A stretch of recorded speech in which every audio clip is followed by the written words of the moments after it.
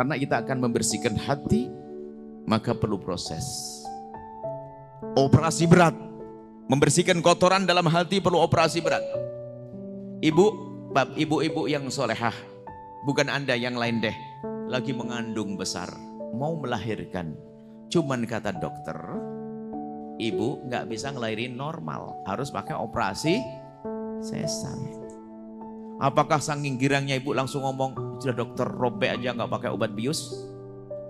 Nggak bisa, harus pakai obat bius. Nah, makanya kalau tiada ngomong bisa operasi berat, kok langsung ngomong bisa. Saya belum ngasih obat bius. Saya belum ngasih obat bius kok ngomong bisa-bisa, pasti bohong dia. Mau dikasih obat bius, Bu? Mau dikasih obat bius? Anda kalau sudah nelen obat bius dari saya, Anda pulang doain orang dengan gampang. Jamin deh. Obat bius Anda minum habis ini, Anda pulang mendoakan orang kurang ajar mah gampang, enteng. Kalau ternyata kok nelen obat bius yang saya berikan kok masih nggak bisa, sudahlah. Obatnya cermin nanti terakhir. Ambil cermin lalu Anda tunjuk, dasar kau Abu Jahal, gitu saja. Obat biusnya yang pertama, ibunda yang solehah, adikku yang solehah, ayahanda yang soleh, adikku yang soleh. Obat biusnya dari baginda Nabi. Ini kami sebar kemana-mana obat bius ini, saya telan dan mujarab bagi saya, mudah ada pengaruhnya obat bius ini.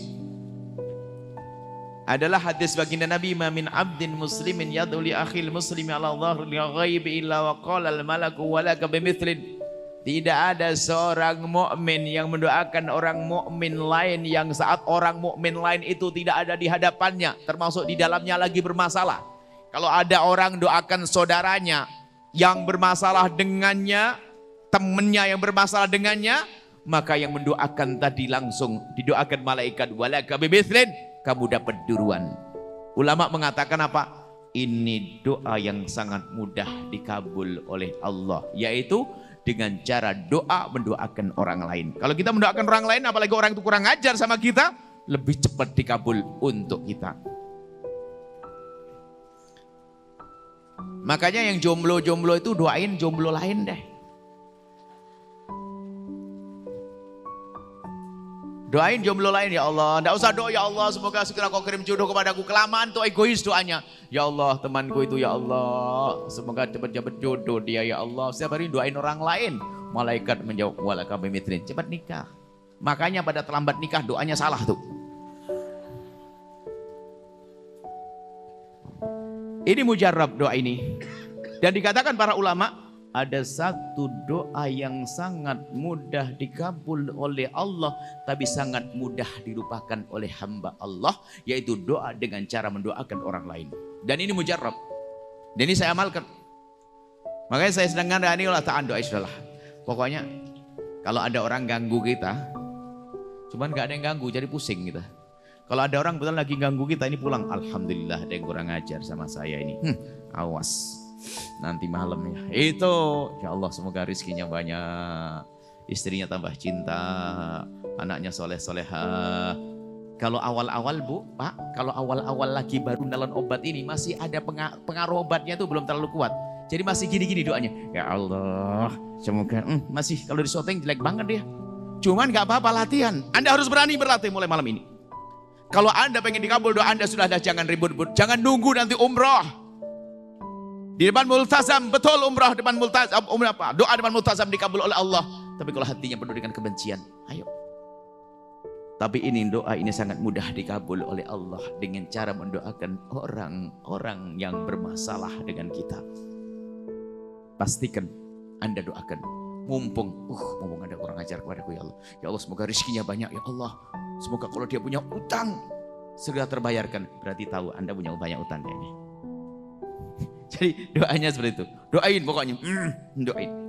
Dan itu mujarab Bu. Dan kita perlu mengamalkan. Saya ngamalkan itu. Sehingga sudahlah malas kita doain jelek. Takut. Dalam riwayat kalau orang doain jelek kepada seseorang, itu doa itu naik. Turun lagi. Kalau memang doa itu pantas untuk orang itu, akan kena orang itu.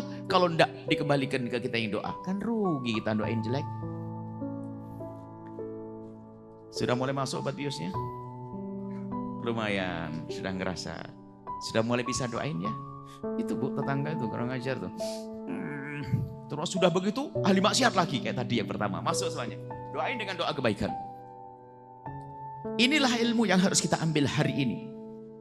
Kita perlu membangun cinta itu, keindahan dalam sesama. Nggak perlu deh ngedendam, nggak ada guna. Kemudian terakhir nih obat biusnya, barangkali memang Anda ini terlalu kebal banget. Jadi perlu obat biusnya, perlu dosis tinggi. Ini saya kasih dosis lagi. Bayangkan Ibu nanti di saat kita dibangkitkan di padang mahsyar. Ternyata di saat seperti itu ada yang menyeru. Allah menyeru langsung dan yang mendengar adalah orang-orang khusus. Apa seruan Allah? Seruan Allah itu begini bunyinya dalam hadis qudsi, ainal mutahabbuna bijalali. Mana orang yang waktu di dunia dulu hidup dengan cinta, nggak pakai benci-bencian deh. Kalau benci diperangi. Ainal mutahabbuna bijalali. Mana orang yang hidup di dunia dengan cinta, al yawma udhilluhum yawma la dhilla ila dhilli. Sekarang akan aku beri perlindungan di saat tidak ada lagi perlindungan dan payung kecuali perlindungan dan payung dari Allah. Yang katanya padang mahsyar mengerikan dahsyat, ternyata bagi orang yang di dunia hidup dengan cinta akan terasa tidak menakutkan lagi, mendapatkan payung dari Allah. Kemudian setelah itu disuruh pergi ke telaga Nabi, kemudian meluncur ke surga laksana kilat. Sampai dikatakan ma baina dhuhri wal asri, seperti di antara duhur dengan asar. Duhur dengan asar itu sambung sedikit bang. Sementara orang lain yang pendendam, pembenci dan nunggu lama sampai ribuan tahun. Makanya di saat kami mendengar kisah ini, kami ingat kisah di dunia saat ini. Yaitu, Anda pernah enggak dengar begini Bu? Kalau ada orang marah begini, demi Allah aku tidak rela, akan aku tuntut nanti di akhirat. Pernah dengar? Wah serem banget orang itu. Batal jadi menantu. Serem tuh, dendam begitu. Demi Allah kalau lagi marah, demi Allah aku tidak rela, aku tuntut nanti di akhirat. Wah, dendam kok sampai gitu tuh. Naudzubillah, kalau memang ada di antara yang hadir pernah ngomong gitu, tobat. Hari ini selesai, jangan pakai ngomong gitu-gituan. Itu loh, bahkan kadang Bu, dendam itu dipiara.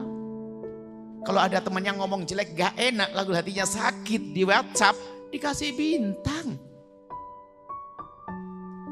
Biar nancep, ajib, dihapuslah, dikasih bintang.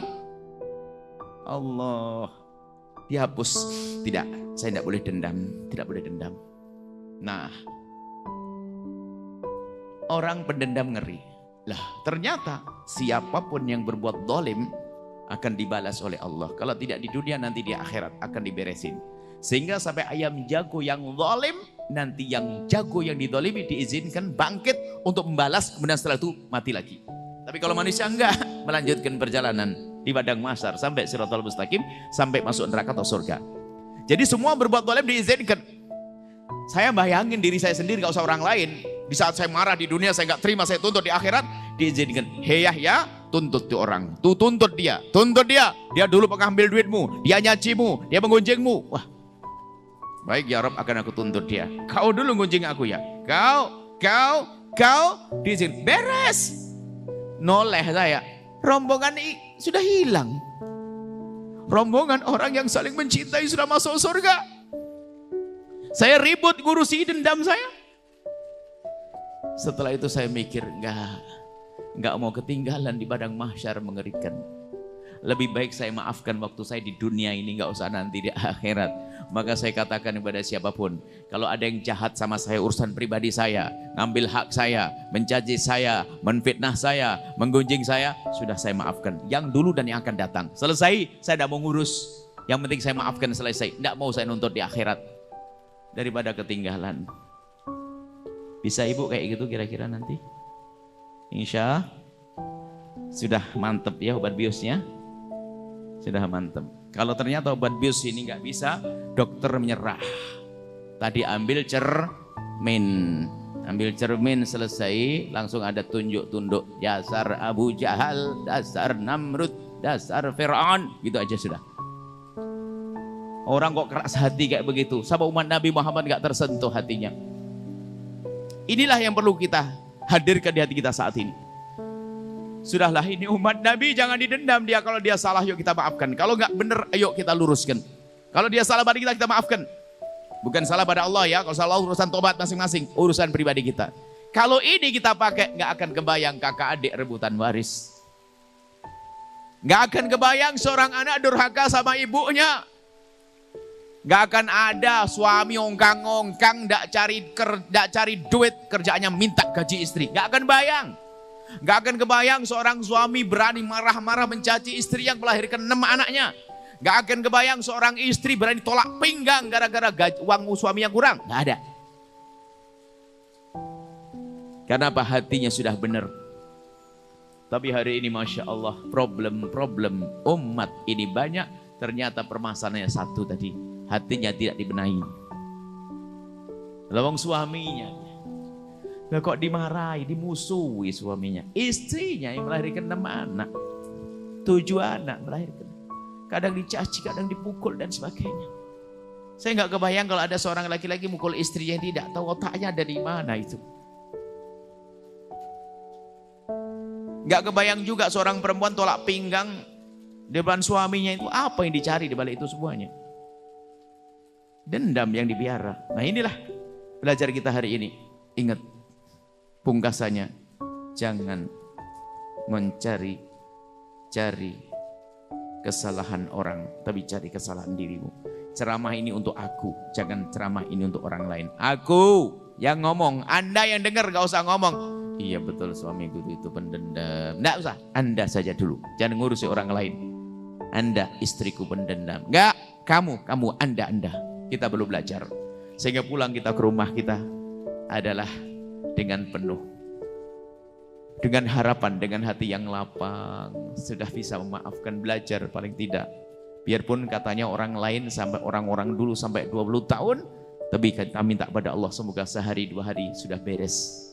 Sehingga kita enak, gak ada dendam, indah kepada sesama. Setelah Anda menyaksikan video ini, jangan lupa berselawat kepada baginda Nabi Muhammad sallallahu alaihi wa alihi wa sahbihi wasallam.